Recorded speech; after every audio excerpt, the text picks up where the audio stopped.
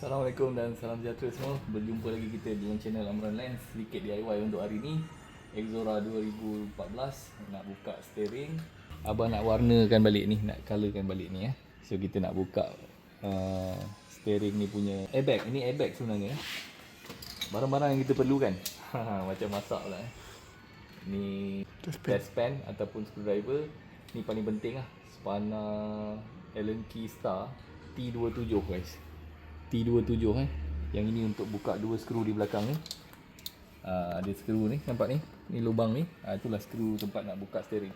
Marker pen untuk penanda. Jika penanda dia dah hilang, biasanya ada penanda lah dekat steering. Dan juga yang ini abang guna torque wrench nombor 17. Ada lubang, masukkan dan pusing. Kalau susah nak buka ni, pakailah support sikit macam tu untuk tekan. Jadi ada pemegang yang kuat untuk pusing.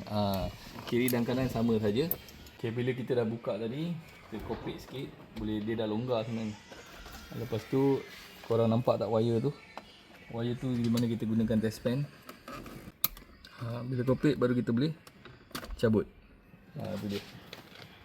Kalau untuk airbag ni korang takut dia deploy, bateri tu buka sebelah lah, negatifnya bateri tu buka, jadi lebih safety lah kerja.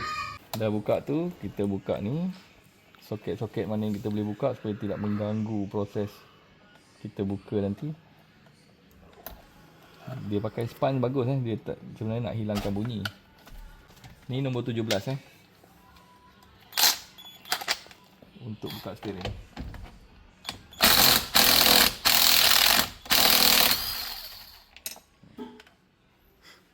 Tengok ni dia dah ada tanda. So abang tak perlu tanda lagi. Alright.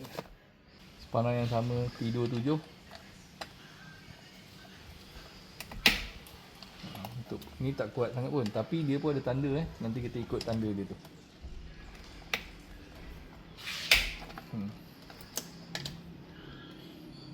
Kalau macam ni, macam abang cakap tadi, susah kan pakai ni. Alat bantu.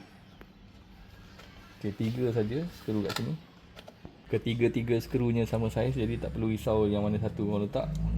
So semua dah boleh tercabut Ada lagi satu soket ni, nampak ni. Ini abang rasa tarik macam ni je kot. Ni untuk horn lah ni. Abang tandakan juga. Abang takut lah.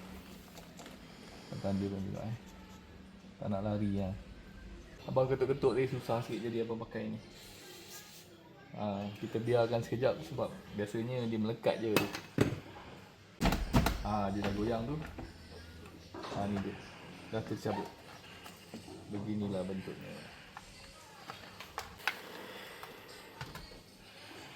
Kalau boleh, ni jangan osik, biarkan.